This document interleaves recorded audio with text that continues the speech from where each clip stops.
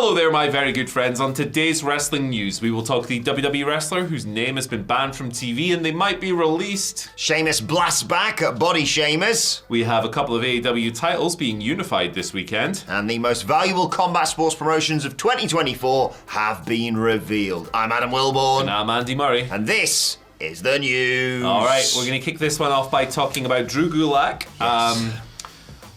Just his current situation, what's going on with his stance in WWE and his position in the company. So if you don't know, this all stemmed from an interview that Ronda Rousey, the former WWE star, former UFC star, of course, pioneering mixed martial artist and very successful pro wrestler as well. She gave an interview with News Nation earlier this month and alleged that content warning for the allegations here. Of course, I'll give you a couple of seconds to compensate that. But yeah, she alleged that at one point when they were in WWE, Gulak grabbed the drawstrings on her sweatpants without consent. I'll read you the quote that Ronda gave during that interview, so none of it's out of context or anything. Drew Gulak, that's who it was. I confronted him later and I was like, if I ever hear about you putting your hands on any other woman like this or doing anything like this to me ever again, we're gonna have a problem. He was like, no, I'm glad you said something to me. He really backpedaled, but it put a sour taste in my mouth about the culture there and what's considered acceptable and how to touch and how to treat women in the hallways and anywhere. So Gulak responded to this, right? And he tweeted on the 3rd of April, backstage at a WWE event in 2022, I saw Ronda talking with a group in the hallway. I stopped to say hi and shake all their hands, and in an attempt to shake their hand, I accidentally touched her drawstring. Complete accident, and one that I had apologized for. One that I had apologized to her for the mishap. So he has claimed it's an accident. Ronda has claimed that he grabbed the drawstring without consent. So there's been an edict with it because obviously he was part of on-screen storylines in NXT at the time all of this started. He's since kind of vanished from those. He's not been featured as part of his stable. And according to Corey Brennan of Fightful, there has been an edict issued, a directive within NXT to not mention him on TV. So that's why when he was. It was implied that he was killed off this week by the family. His name wasn't mentioned or anything like that. That is why. Now, will Drew Gulak be staying with WWE in the wake of all this? The answer is probably not. Fightful, in a separate report on Fightful Select, note that Gulak isn't expected back anytime soon, if at all. And Dave Meltzer on Wrestling Observer reported that although there were witnesses to this situation, they were inconclusive. It's come down to a situation of one side's word against another side's word. But he believes that WWE will likely let Gulak go in the wake of all of this. So, look, we weren't in the room, but obviously if he's done that and it's not, accidental or whatever, if it is accidental, he should be the most apologetic man on earth. If it's not accidental, to me, that is completely unacceptable. Yeah. It's indicative of a culture we should have moved on a long time ago.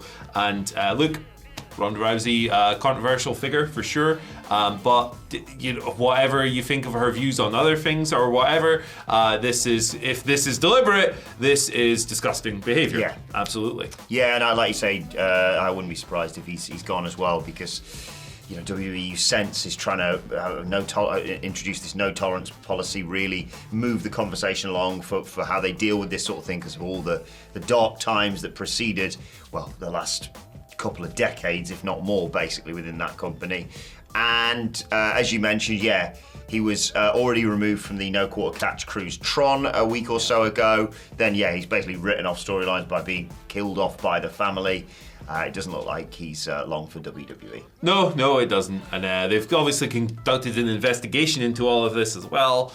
It is tricky when it comes down to situations like this, I guess, where the witnesses have been inconclusive, as Meltzer states here. But I mean, if he's done that on purpose, he should absolutely be gone, and he should be absolutely ashamed of himself as well if he has, and it wasn't an accident. Moving on, it's been quite a week for wrestlers clapping back at bell ends on social media. We had Nyla Rose just the other day, and now Sheamus is fired back. Obviously, he returned on Monday Night Raw, looking slightly bigger than he did when he left, and that apparently merited a conversation about his body, despite the fact he still looked fantastic in the ring and what have you. And well, Andy and I have discussed off air, we'd kill to have Sheamus's body. Yeah, if I'm 46 and I look that, that's his age. I'm 36. Yeah. If I'm 10 years older and I look like that, I've won the lottery, man. Like, We'll talk about Yes. this, but you know, Sheamus has handled this crazy. in the best possible way. He beat Ivar in his return match on Monday Night Raw. But as I said, there was a lot of talk on social media about it, and therefore Sheamus tweeted, "Okay, take your best shots, whaleness, too many pies, etc. And then we're done with the photoshopping and shaming. I was aiming for the draft and got an early call-up. My bad, on me. I've been sleeping in the gym ever since, so watch this space. I appreciate the love too," because there have been people saying nice things about Sheamus, quite rightly. He also posted on Instagram earlier in the week, "The road back to the ring is slow, rough, and unimaginably painful. 2 months ago, I thought I was hanging up my boots for good, but a lot of doctors, trainers, and physios helped me get me cleared to do what I love. Fight. Hashtag, this is what we do." Yeah, I think you have to take this into context. How often do we report on something terrible that a wrestler's been going through, and you subsequently think, maybe I shouldn't have had a go at them for slightly botching a promo or something 3 weeks ago? Yeah. You don't know what wrestlers going through. Sheamus thought he might be hanging up his boots. He had planned for a return date that is a couple of weeks from now, so maybe he wanted a bit more time to get in shape, but this is the business we're in right now. And also, he looks fine. He looks totally fine, yeah. And look, when he came out on Raw, I was like, oh, Sheamus looks a bit different physically. But maybe he's bulked up, Right. maybe that's his new character. Yeah, like he's not as cut or whatever as he was before, but ultimately I didn't give a crap because he's Sheamus and he's awesome. I like that all wrestlers don't look like Austin Theory, for example. Yeah, definitely. And also, the guy's 46 years old. Yeah. Like, he's got spinal stenosis. He's had serious injuries. He thought he was going to retire 2 months ago. Picture that was like him before he left to him now to fat bastard from Austin Powers. What? Also, like, these people who were doing these, like, who were taking Oh, the piss yeah. out of him were like, the photos clearly edited of Yes. Sheamus and stuff as well. And it's like, people are just assholes. Like, people are just mean. They lack empathy. Never touched a weight in their bloody lives. either, Yeah, that's the probably. thing. Like, I'd love I to. have, of course. Boom! I'd love to see the average six-pack of the people who are going in on Sheamus here. Look, I think he's. Tell them what we did in the office yesterday. What did we do? We were talking about planking off the back Oh, of Edge. gosh, Edge yeah. and Christian saying that's how they got ripped. I was like, oh, cool, is it that easy? And Andy said, do a plank for 60 seconds. And I almost had to take today off, basically. Yeah, it's not easy. It's not easy at all. Ultimately, it's just, look, idiots are going to call me soft. I don't care. You had to just be nicer to people. Yeah. And you have to show a little bit more. I guarantee if you were on there going, Wilmus or whatever he said here. And actually, he's taken this in good He spirits. has taken it really well. So shout outs to Sheamus. And shout outs to him for actually shooting back at these people as well. But yeah, if you're sitting there and you're going, hey, Sheamus doesn't look as good as he used to or whatever, like, just be nicer. You'll feel better in your soul and your heart. He's only looked in incredible shape for 20 years at least. Yeah, and it's like I said earlier, if I look like that when I'm 46, I am delighted. I'm 36 and I look like a bag of toothpaste. If I could swap my body for it now, I would. Yeah, come on. Just a big bag of milk over it. I went for toothpaste, you went for milk. Two different consistencies. But both soft. Yeah, there you go. So, hey, shout outs to Sheamus. I love Sheamus. Yes, we love Sheamus. I've been a Sheamus champion for ages and ages, and I don't know what videos you'd watch, but go back and watch. Every time I talk about Sheamus, I love this Can't dude, wait to see him and Beaker at the big Ginger family reunion. Yeah, all the gingers in one place. Gotta love Beaker as well. Shout out Chris to Beaker. Evans, he's there. Yeah. I don't want to. Hardest geezer, he's there. Yes. Everyone's there. All the guys, the geezers. Little Cook. You know what we do in the Spider-Man meme? Her from Brave, the Pixar movie. Right. Well, what's next? Okay, Tony Khan's gonna unify some titles. Oh, thank goodness. This weekend. So, on this week's Dynamite, it was made official: the Ring of Honor Trios World Champions, the Acclaimed. I couldn't remember which one was which, brother. Versus the Ring of Honor Trios Champions, who are the Bang Bang Gang. Yeah. It was announced this week that they're going to wrestle a Dynasty this weekend, and that is going to be a unification match. Tony Khan announced during the pre-Dynasty Dynasty media call that whoever wins that match will be called the Undisputed World Trios Champions. Here's the quote. I will read this, don't worry. The winners of the match will be the Undisputed World Trios Champions. I think that's very cool, and it'll create a lot of opportunities for the top trios out there. I think it's very exciting, some of the consolidation and unification of champions. Tony also revealed that the reason this booking was left so late was because someone was injured. Okay. And he wanted to wait until there was clearance. So, fair enough. When they put it together on the pay-per-view, I was a bit like, Oh, okay, adding another match. It has been built. It has been built. Bit disappointing it's on 0 hour for all the work they've put into it. Yeah, they are on they're quite often. It's like not a match that you can look at and go, last minute thrown together. Yeah. It clearly hasn't been. They've been working on this for months. But I am glad that they're unifying those two belts because I don't think you need 2 trios divisions across those brands. Yeah, just to caveat that, I'm happy like you are that they're unifying these belts, but I don't want this to be a trend of unifying multiple belts across AEW and Ring of Honor. Well, how about we unify every men's singles title? And we only have just one big.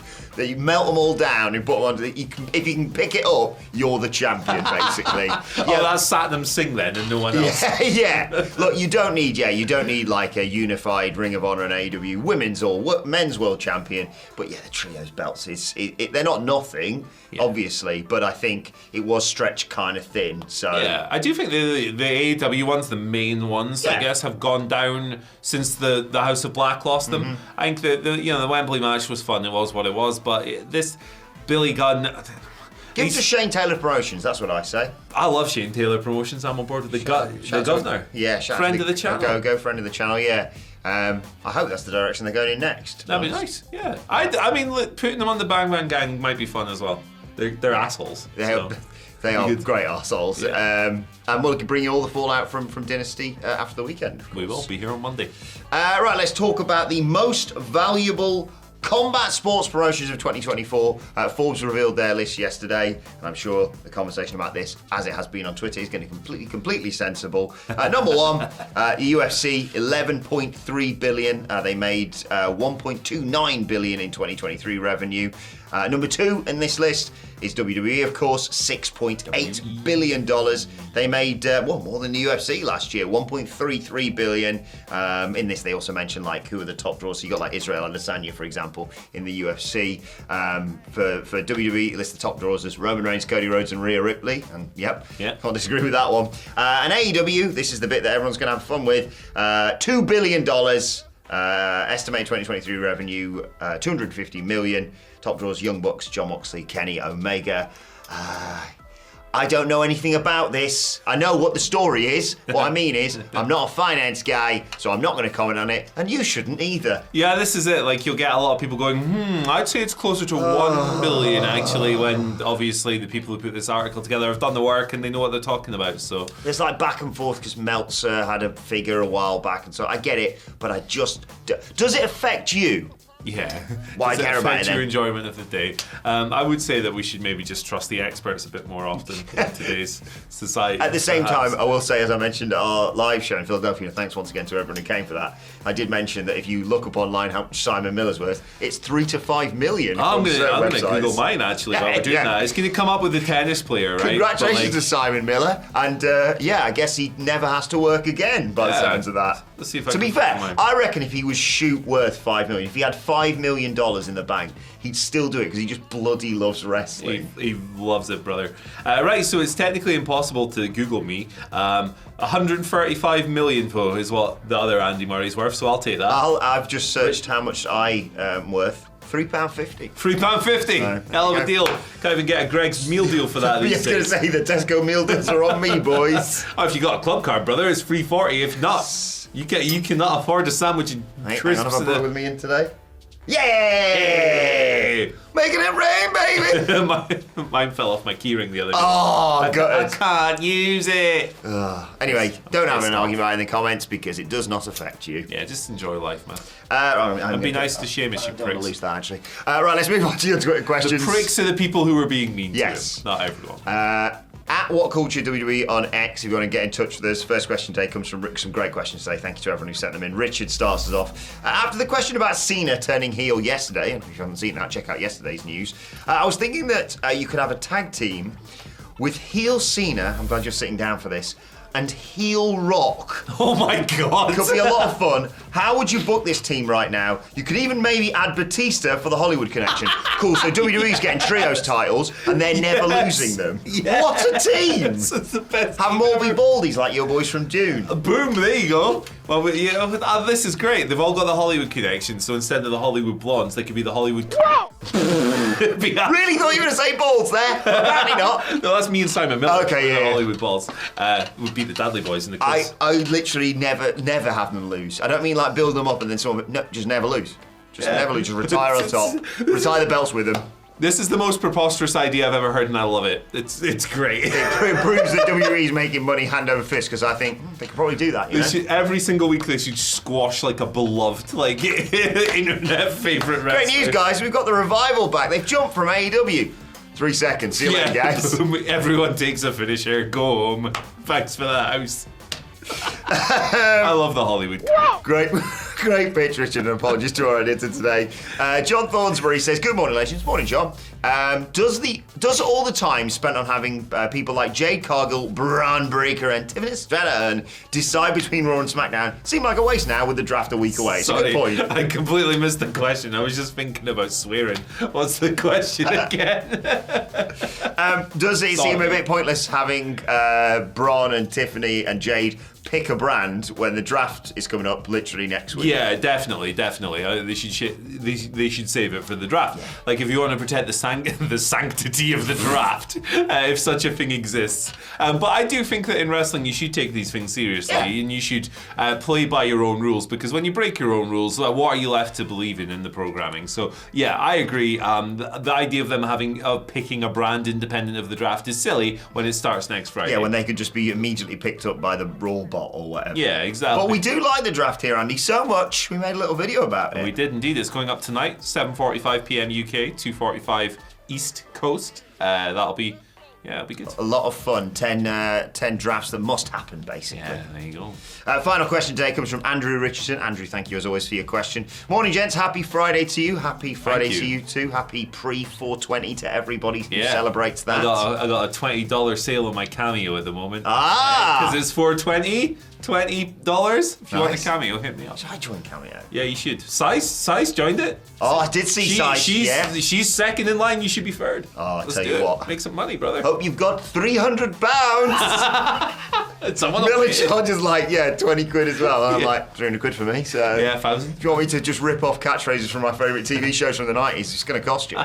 Andrew Richards says, with the tag titles at Dynasty being a ladder match, do you see Jack Perry getting involved and handing the titles to the Bucks? Yeah, I think that's going to be the finish. I agree. For sure.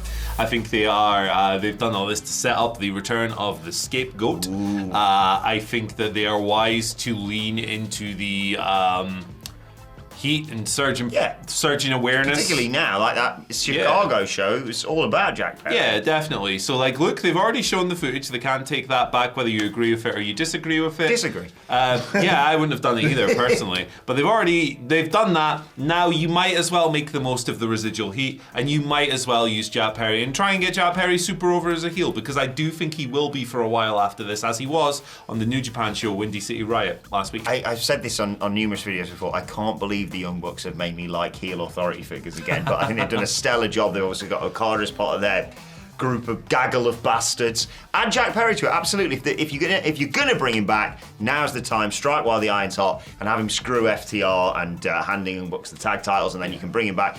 Like we were talking in the office there, I'm sure the boys won't mind, about who do you have fight Swerve as soon as hopefully if he wins the title on Sunday. Jack Perry would be a hell of a first opponent. If he stays over, it's a good idea. And I know how he stays over. The scapegoat. Remember those yelling goes? Ah! Ah! They were popular about 15 years ago or something, wasn't it? That's right. And then for some reason that Thor film was like, that's still a thing, isn't it? Let's bring them back in, brother. I was like, that's about 2 years ago. I was like, it's been a decade since that was a thing. Trajectory. It was like Taylor Swift. You'd putting the goats in Taylor Swift songs. Oh, I just swore again. There's the three of that trick. Here we've got 2 See You Next Tuesdays and FUCK. What a day. But if not Jack Perry, who costs the FTR, here's our picks, here's our prediction. We really need to update this box. Yes. We need a WWE one as well. Yes, we do. Okay, I've got 2, so I'm reading them both. Okay. Preston Vance. Right. He's not been on TV for a while. And Ari Daivari. Okay. The person who's going to cost FTR and handing Young Bucks the titles is our guy, Luther. Why not? Get timeless Tony Storm in the group of bastards. Short one tonight, boys. I would like to see old-fashioned Young Bucks in black and white and what have you. Yeah, I'm really excited for Dynasty this Sunday. Anyway, for now though, let us know your thoughts on everything we discussed apart from the finance stuff, because you don't need to talk about that because it's just fact. In the comment section below, like, share, subscribe, and while you're at it, why not check out this video right here? money.